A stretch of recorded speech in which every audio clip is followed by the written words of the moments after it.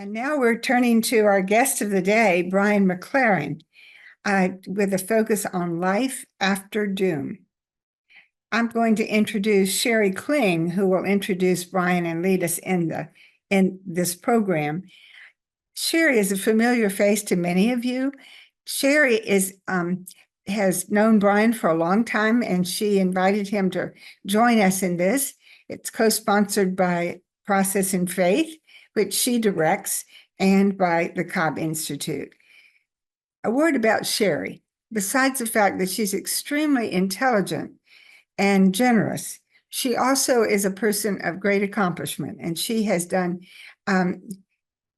many things to build up the Process and Faith program since she became director not too many months ago. She, at the same time, serves as interim pastor of the Redeemer Lutheran Church in Bradenton, Florida. So she's in Florida.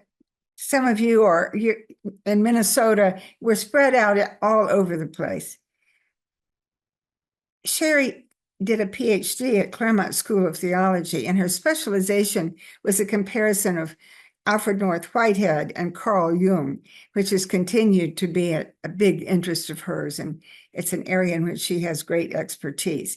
She published a valuable book, which is at the very heart of her own loves, and the title is A Process Spirituality, and the subtitle is Christian and Trans-Religious Resources for Transformation. And besides that, Sherry, not being boring, is a singer, songwriter, and recording artist. So Sherry, we're not going to receive all of your talents today, but we're really glad to be graced by your presence. Thank you. Thank you, Mary Elizabeth. I feel like one of those infomercials that says, wait, there's more. Oh my gosh. Well, thank you. I'm so pleased to be here today and to be able to be the facilitator for this wonderful program. So first, I'd like to introduce Brian McLaren. Many of you may be very, very familiar with Brian and his work, but if you're not, let me just tell you that he is an author, speaker, activist, and public theologian. He is a former college English teacher and a pastor, and a passionate advocate, he says, for a new kind of Christianity that is just, generous, and working with people of all faiths for the common good. He is also now a core faculty member and dean of the faculty for the Center for Action and Contemplation, the center that Richard Rohr began in Albuquerque, New Mexico, and also a podcaster with Learning How to See. His books include Faith After Doubt and Do I Stay Christian? And his latest release is the topic for today, Life After Doom, Wisdom and Courage for a World Falling Apart.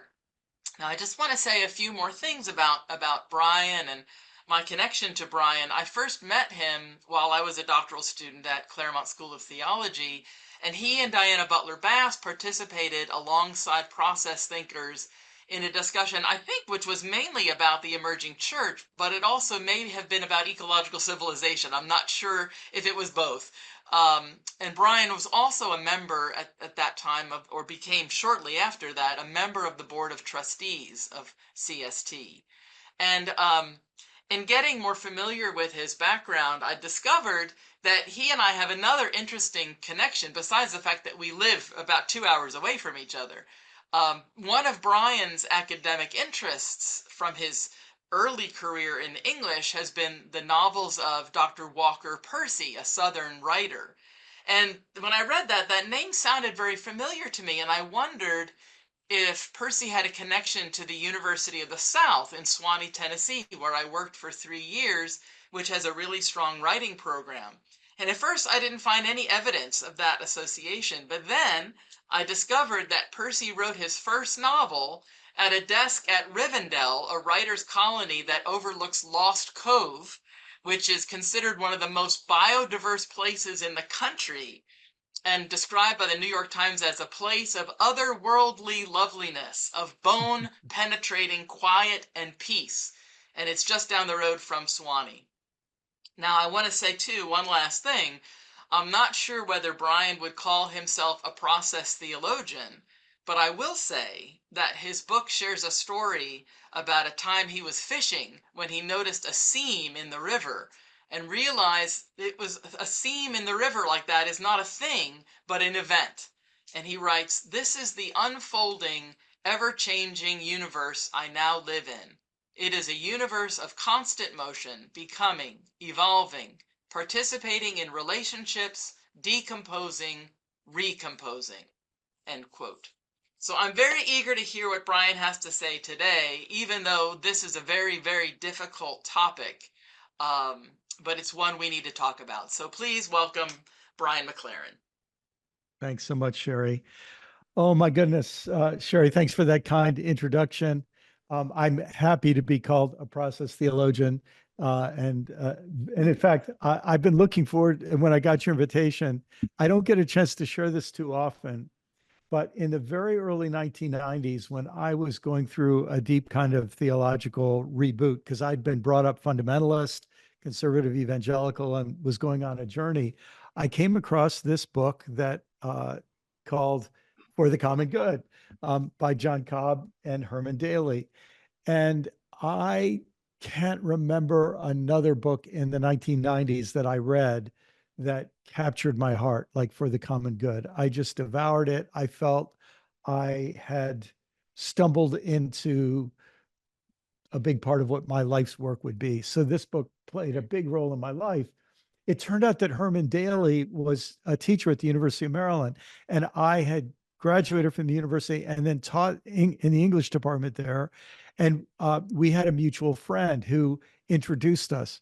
And so out of that came first a wonderful friendship with Herman Daly, one of the most gracious and brilliant people anyone would ever meet.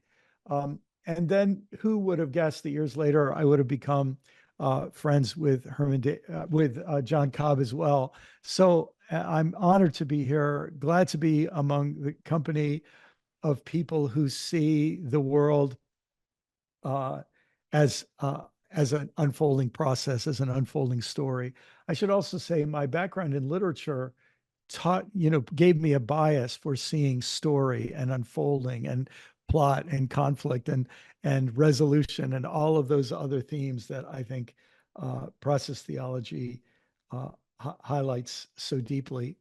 Um, and process theology becomes deeply relevant in uh, my newest book that I'd like to share with you about today. My plan is to talk for 40 minutes or so, and then we'll have a lot of time for questions. So if you want to put notes in the chat for yourself or others to pick up, or you're just going to take notes yourself, we will turn to all the questions in about 40 minutes or so. I want to tell you a story about my maternal grandfather. His name was Stephen Smith. He was a very funny person. He said everybody used to be named Smith. As soon as you make a big mistake, they make you change your last name. So that explained his understanding of his name. But I just loved him. I revered him.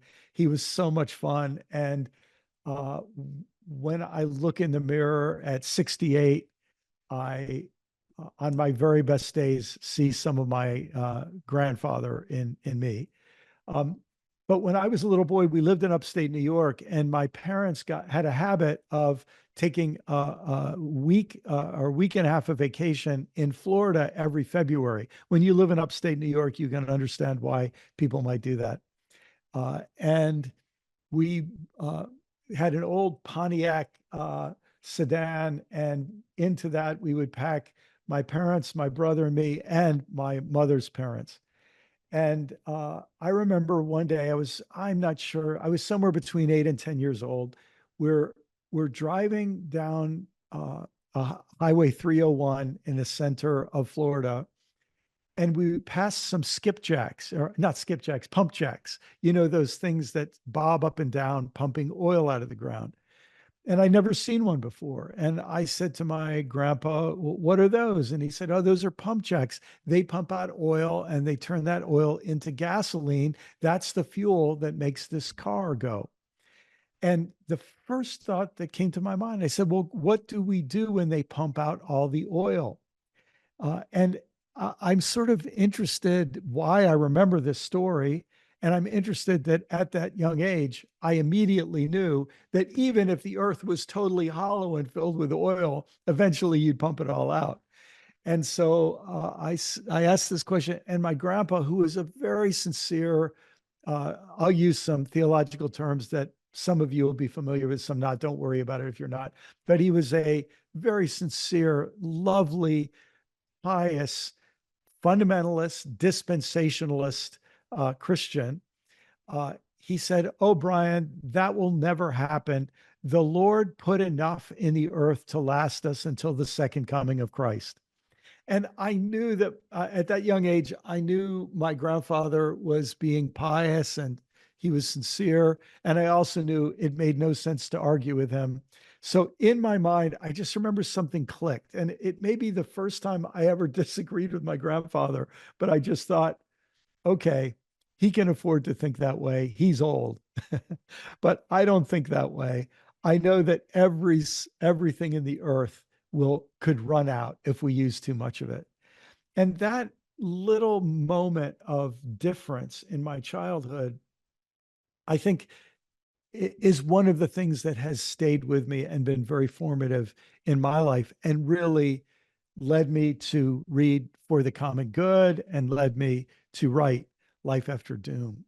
I structured this book around that familiar theory, a process of letting go of illusions, letting go of conclusions, letting go of assumptions and presumptions and preconceptions, reaching a point of letting be where we don't quickly rush to solve the problem, but we actually try to let the problem change our way of seeing, leading to a new possibilities for seeing, letting come, and then being set free to live in a new reality. So those four sections shape the book because I think that what is going on with people, more and more people in today's world, is as we understand our current ecological situation and the other problems with which it is entangled, it's not just new information that we add to our existing assumptions. It has a way of reorganizing all of our existing assumptions. So I'd like to spend a little bit of time talking to you about part one in the book. And then I'm just going to rush through and mention a few things about parts 2, 3, and 4, and we'll have plenty of time for discussion. Um, but in the letting go section of the book, I think what happens is all of us, when we're confronted with a reality we didn't ask for and a reality we don't want, all of our mechanisms of denial arise. We become defensive of our assumptions and our way of seeing the world. And it takes a lot. It's a lot for any of us psychologically to drop our defenses. In the process of writing this book, I could just watch, and since the book has come out, I watch those defenses continue to arise within me because the shaping of our psyche at a young age by our economy, by our technology, by our education, and so on, it leaves its mark. And even if we come to a point where we question and we break free, those old structures and assumptions are very familiar to us and deeply embedded. In the book, when I use the word doom, I'm not talking about a certain future.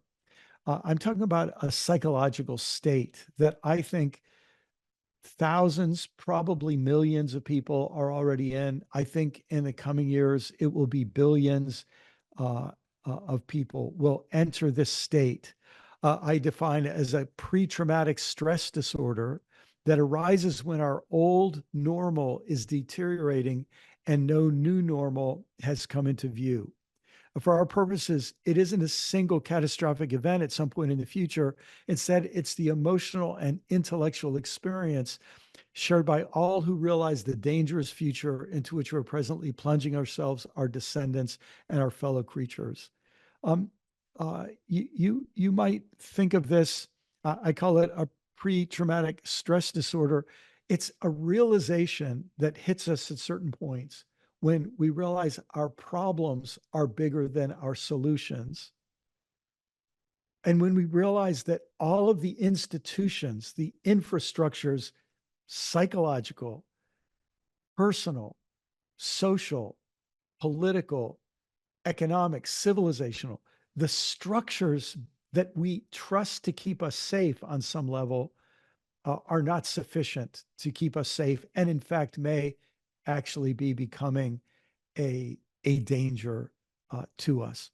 Um, I wrote, life after doom is for everyone who's reached a point where not facing their unpeaceful, uneasy, unwanted feelings about the future has become more draining than facing them. This feeling many of us have, that we're keeping certain bad information at bay. We just don't think we can take anymore. It's for anyone who understands that we've entered a dangerous time. We need to prepare ourselves to face the danger with wisdom, courage, character, and compassion. And I hope that will become clear in a few minutes. I use a term frequently in the book. I just say our current situation, which is kind of a euphemism, or it's shorthand for what more and more people are calling the multi-crisis or the polycrisis. When we say a polycrisis, it's not just a problem in one domain of life. We're struggling with how we live with the planet, how we do politics to make peace and address human problems, how we distribute power, how we define profit, how we shape purpose and meaning in our lives. And the simplest way, I think, to say it is at the core of our problems, and all of you who have become committed to the vision of an ecological situation, ecological civilization, you get this. But we live in a state of overshoot. Simply defined, we're sucking more resources out of the planet than the planet can replenish. We're pumping out more waste products into the environment faster than the earth can detoxify them. And when we live in a state of overshoot, two things happen. In the short run, the earth is slightly poorer for every person who lives and for every year that people live.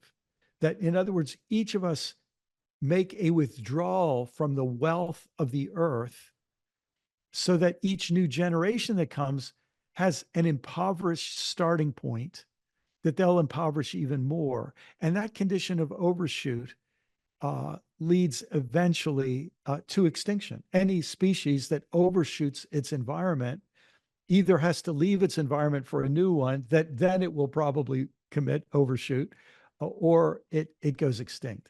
This is what Charles Darwin meant, among other things, with that pregnant phrase, a survival of the fittest. It didn't mean survival of the most aggressive. Fittest meant those who fit best, and those who fit best with their environment survive. Um, Add to the problem of the planet how we do politics and make peace. You could say that in the 19th century, we thought that we had become enlightened by moving beyond slavery. But I think you could make a strong case that we didn't become enlightened to move beyond slavery. We just discovered a cheaper source of energy than enslaved fellow humans. And that cheap source of energy came along just in time for us to fight two world wars in the 20th century, expand our capacity to extract coal, oil, and gas from the earth, and spread enough prosperity fast enough that we could increase peace levels to unprecedented levels, but at the cost of overshoot. And so we find ourselves now in a condition of hostility, polarization, paralysis, weapons of mass destruction, and weapons of mass distraction, and rising authoritarianism, where our politics aren't able to sustain levels of peace that we might hope for. How we distribute power, we've moved into an era of unprecedented concentration of wealth among a super small group of super elite economic actors, so that we have various forms of oligarchy, plutocracy, kleptocracy, where we start to wonder if democracy is still an aspiration because the feudal lords of the past have found ways to maintain their own zones of elite, untouchable power. And then how do we define profit? In a sense, those elites have given us definitions of profit that protect their hoarding of power by allowing them to continue to accumulate as much wealth as possible without concern for the long-term common good, and then hoard that wealth as tightly as possible. And when you live in this kind of a world, it makes you wonder, well, how do we negotiate purpose and meaning in our lives? And in the past, we could look to our religious systems to help us do this. But in so many ways, our religious systems across the board are struggling and failing and showing themselves to be captive to the system of profit and the structures of power and the politics that are all based on an overshoot of the planet. And one way to say this is that we don't have an ecological problem. The Earth has a problem, not really of just human beings, but of human civilization as currently understood and practiced. And this is where the dream of an ecological civilization becomes absolutely pivotal, and why people like you who gather for conversations like these are so important. I had written a book on these subjects back in 2007 called Everything Must Change. And a few years ago, I felt it was time to go back and look at this in a deeper way, especially centering the challenges of the lack of progress we made. I mean, we made enormous progress in facing our ecological challenges, but the progress that we need is so much greater than what we've made. I remember years ago, I was on a phone call with my friend, Bill McKibben, and I said, Bill, how goes the battle? And he said, well, Brian, winning too slowly is the same as losing. And I think this is this growing feeling that many of us have had. And so when I began research for this book, the thing I knew I had to deal with is something I had just touched and only snuck in a sentence or two in the book I wrote in 2007, Everything Must Change, which is the threat of ecological collapse. And I knew that in the intervening 15 years or so, that had become not a marginal issue, but a center stage question in hundreds of millions, if not billions, of people around the world. And the sense that our civilization runs on such small margins of environmental instability. In other words, we can only afford very small margins of environmental instability. Otherwise, our economic system tips out of whack and slips into situations where political and economic unrest are so great that then the threat of civilizational collapse becomes a forefront concern in many people's minds. Now, there's a whole group of people, and many of you, I'm sure, are deeply familiar with the literature on the subject of civilizational collapse. There are people for all the way back to Toynbee and others who have been thinking about civilizational collapse, looking back at the rise and fall of the Roman Empire and so on. The studies of civilizational collapse have multiplied in recent years to where this is really an academic field of considerable foment and activity, especially because we're more deeply understanding how the decline and collapse of past civilizations so often was related to ecological instability. But the big idea I could summarize in 5 main points. When civilizations grow, their growth creates problems. When they solve those problems, they continue to grow. New problems, they solve them, they continue to grow. New problems, they solve them, they continue to grow. Some problems cost more to solve than the civilization can afford, and some problems turn out to be unsolvable at any reasonable price.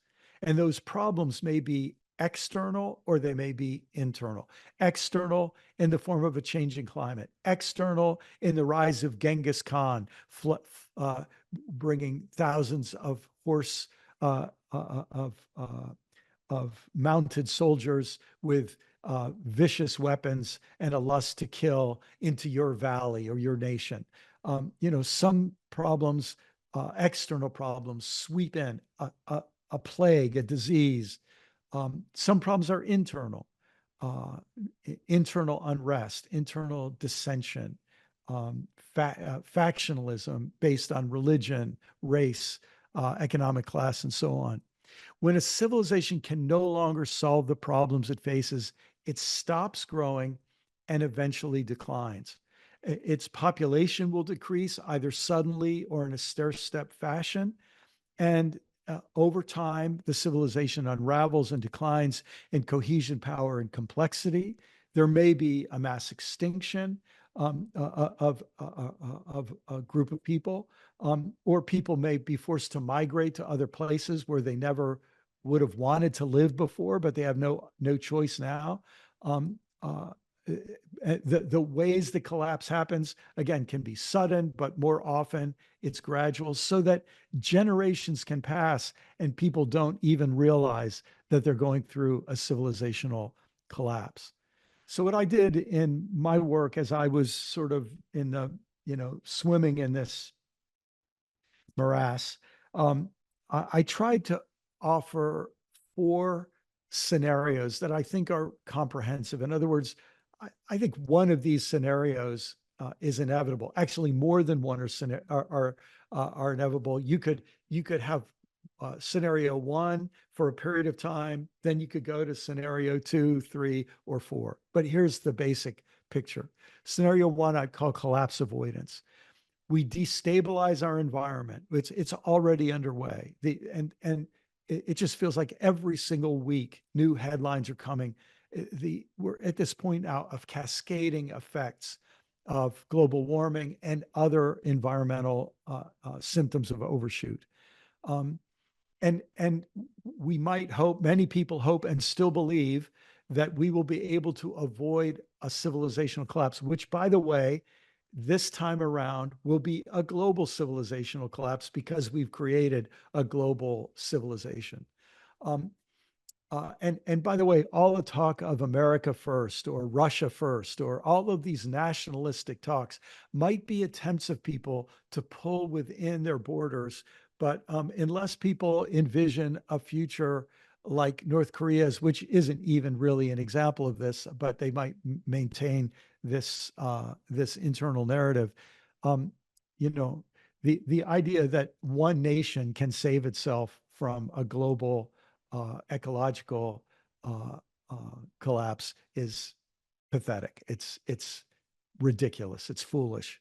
Um, but there are many people, including maybe many or most of us on this call, who believe that we can avoid collapse and in a sense turn our civilization toward becoming an ecological civilization. I think this is what 30 years ago, when Joanna Macy started talking about a great turning, she envisioned this possibility of turning our civilization to being more ecological and more equitable and more convivial and more peaceful. Um, and but what's happened is many people no longer believe that collapse avoidance is a possibility. And many of them then default to what we might call collapse rebirth. And the picture they would have for our future is that whether it happens in 20 or 50 or 150 years, eventually the current arrangement of our world based on a fossil fuel based economy and an overshoot economy in many other ways, that system will collapse and that something or many things will be reborn in the aftermath of collapse. And hopefully they will have learned some of the lessons from the collapse of our current global civilization, or maybe they won't, and they'll just start rebuilding the same thing again and repeat it again. Uh, More and more people think that is impossible. And they imagine a collapse survival scenario where whatever emerges after the collapse will be something more like the pre-modern world, a pre-technological world in many ways, because of the amount of destruction that will occur as the stairs, as civilization falls down flight after flight of stairs.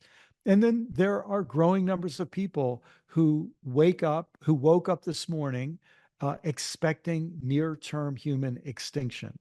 And there are, I hesitate to talk about this because it will ruin your day, but it is very easy. I promise you, I've done it, to imagine scenarios that could actually lead to not only extinction of our species, but because of the power and footprint of the existing human civilization, the extinction would go far beyond our own species, and it would have a devastating effect on a lot of vertebrate life on the planet.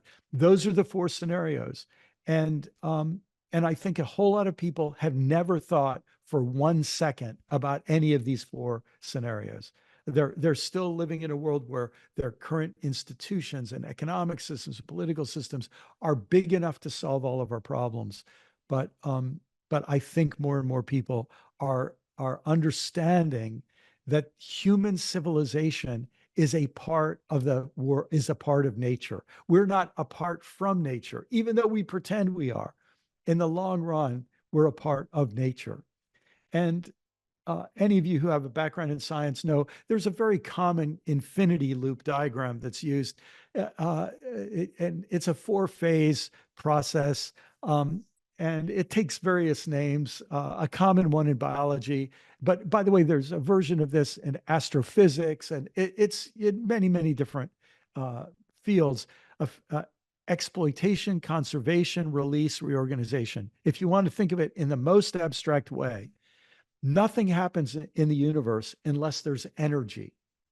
And when there is available energy, exploitation of that energy occurs. Something exploits the available energy. Then whatever exploits the available energy tries to conserve its use of that energy as long as it can. That's the conservation phase. Eventually conditions change. Process theologians understand this in a way that a lot of people don't. Someday those conditions change. The very act of exploiting energy changes the amount of energy that's available, which eventually means the conservation phase leads to a release phase where that domination of energy has to be released. When that happens, there's a reorganization phase because new energy is made available when the existing regime unleashes its control, which then creates a new iteration. And the most obvious example of this is in forest succession. Imagine a volcano happens, scours the earth, covers it in a thin layer of volcanic ash over magma. And eventually pioneer plants, mostly annual plants, take root. And then perennial plants and grasses take root. And then woody pioneers. And then a young forest develops. And then a climax or mature forest may develop. And it may last for centuries. But eventually something happens.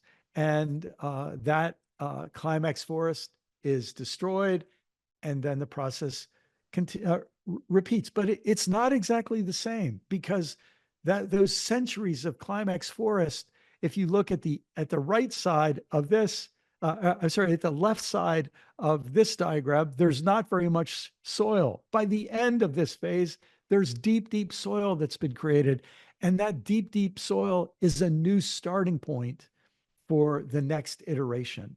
And so this vision of process, this vision of change is causing people to ask, what if our global civilization is at the end of the conservation phase and the beginning of the release phase? Now, some people would say, no, we're not that far. We're still in the conservation phase, and we have the chance to extend our conservation even longer. And that's part of this great turning that we would be talking about. Um, but what would it mean if we are near the end of this conservation phase? What will it mean for us? What will it mean for our children? What will it mean for our expectations of the future? One thing we can be sure of is that the end of a conservation phase, stress levels will rise, conflict levels will rise. And when stress levels rise, we know from the last century and a half of history, and even longer if we go farther back, but we know from the last century that certain people arise who sees the energy of anxiety being created by the end of a conservation phase. You might think of it this way: those trying to conserve grab a hold of power to the tightest degree they can. And when they cannot succeed in keeping conservation going, they can't conserve their current arrangement. Because the environment is changing and won't allow them to. A new energy source becomes available: fear, anxiety, hatred, blame. And there are certain people who are geniuses at exploiting that kind of emotional energy for their own benefit.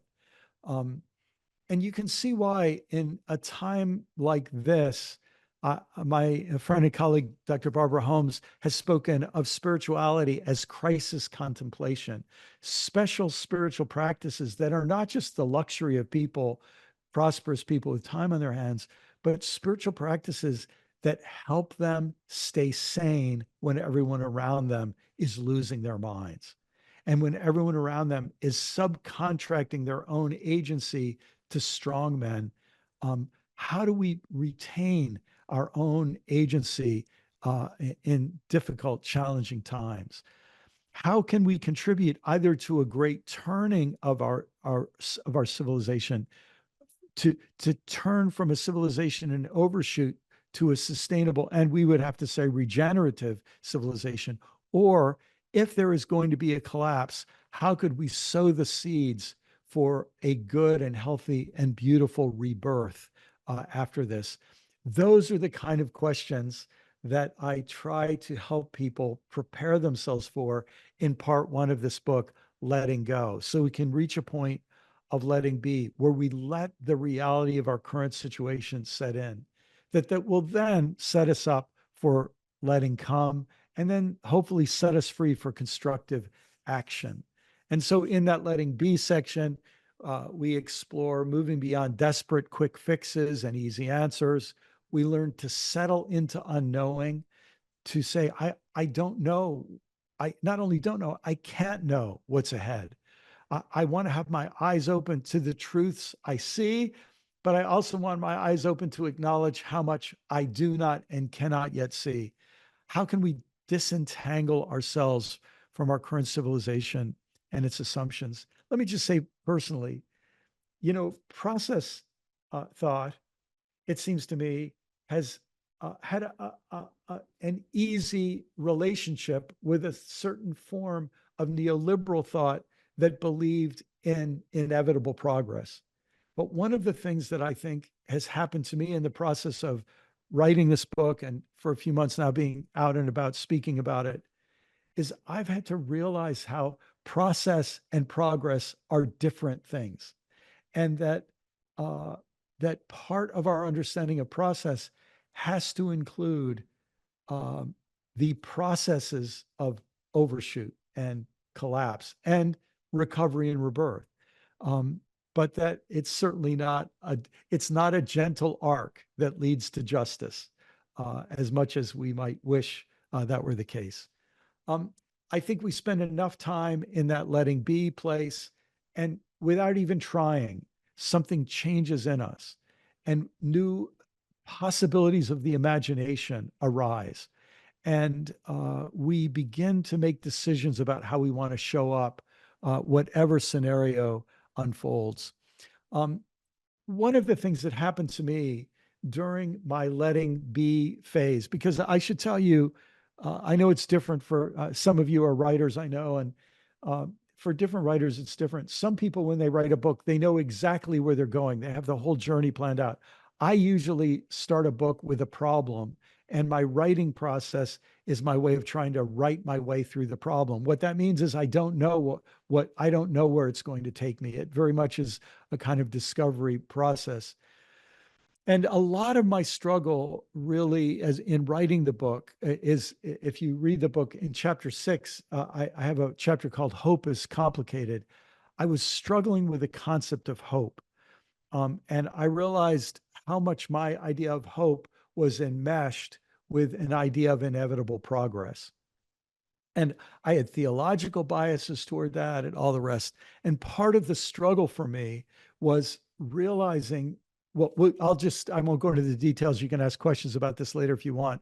But I realized that a whole lot of my life was, my house was built on what I thought was a solid rock of hope. But I think it was actually somewhat naive sand of false confidence. Um, and I think one of the reasons I felt very hard to let go of my previous understanding of hope was that I felt that that hope set me up for a certain kind of ethic. And what I realized in my writing process and thinking and struggle process in this book is that I basically stumbled into what every ethics professor teaches in an ethics 101 class. They often talk about three different kinds of ethical motivation. There's duty or rule-based ethics. Uh, uh, and one of the characteristics of duty or rule-based ethics is it's often very oriented around authority figures, whether it's God or a pope or a prophet or a sacred text, because who determines what is your duty or what are your rules? So there's often an authority focus in duty or rule-based uh, uh, systems.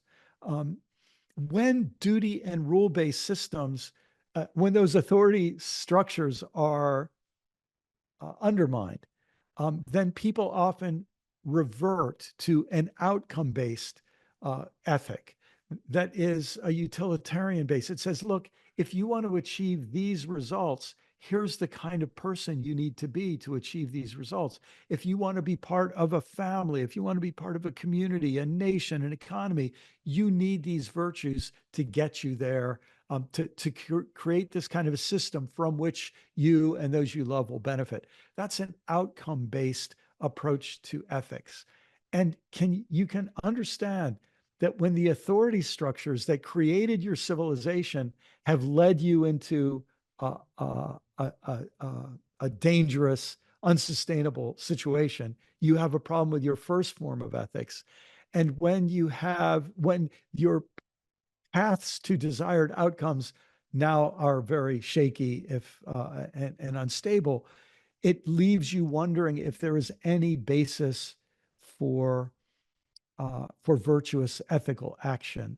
And interestingly, I noticed in the literature that again and again, people were pointing to something like virtue ethics, often associated with Aristotle, but the idea that each of us makes a decision of what kind of human being we want to be, and that there are times when rules won't tell us and outcomes won't help give us what we need.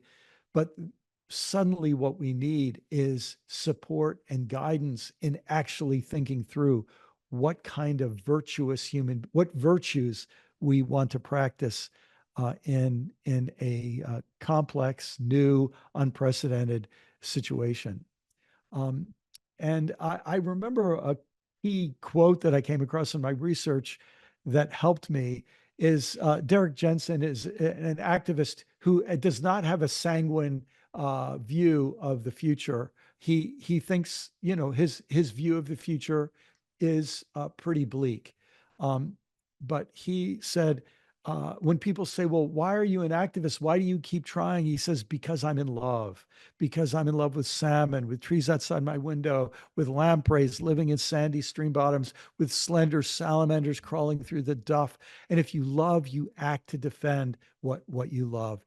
Of course, results matter to you, but they don't determine whether you make the effort. You don't simply hope your beloved survives or thrives. You do what it takes. If my love doesn't cause me to prove my love through action, it's not love. And I this in an interesting way for me as a Christian just struck me as the genius of the move in the biblical text from patriarchy, where authority resides in uh, in authoritative individuals, to law, where authority resides in sacred texts, to uh, wisdom literature, where there is a kind of pragmatism and utilitarianism, where we start thinking about the results of our actions and what results we desire in the wisdom literature, and in the thinking of the prophets, to then force us to ask, what kind of people do we actually want to be, culminating in many of the prophets, including Jesus, who spoke, along with Paul and others, of the primacy of love, that ultimate virtue that seems, well, the way Paul puts it in, or that's put in one of the Pauline letters, that love is what binds everything together. It's this sort of unifying virtue that we seek. What this does is it puts us in a situation of trying to imagine communities and civilizations, communities that equip people to live in these times, so that we can begin to build toward a an ecological civilization, where we can help people be formed who follow a virtue of love that helps them show up and maintain circles of sanity and compassion in a world falling apart. It puts us in a situation of imagining destinations and landings that were not what we were planning on, but that maybe we have to see as incredible successes. Um, None of us had any of these four scenarios in our flight plan, but we now realize that we're going to have to adjust our plan. And now we face this sense of having to live with this kind of radical uncertainty.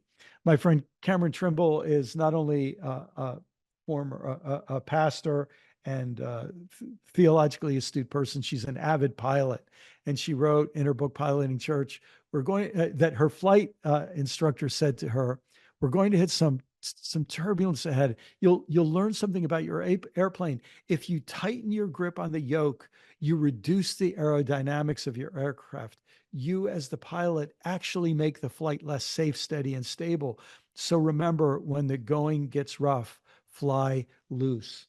I think this, for those of us in higher education, this if we start to face this as our reality, it's going to have to shift our understanding of what higher education is about, not just equipping people for profit and success in an unsustainable economy, but helping new generations of students to contribute to an emerging regenerative economy, and to face the realities of a transitioning economy, and understanding our current situation.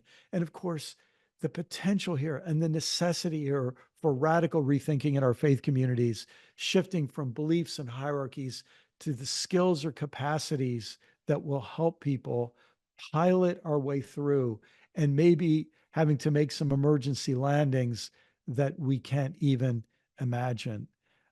Something becomes possible when we declare an emergency. Um, Emergencies give us permission that we need in dangerous and challenging times, to imagine a new ecological civilization where we live regeneratively with the planet.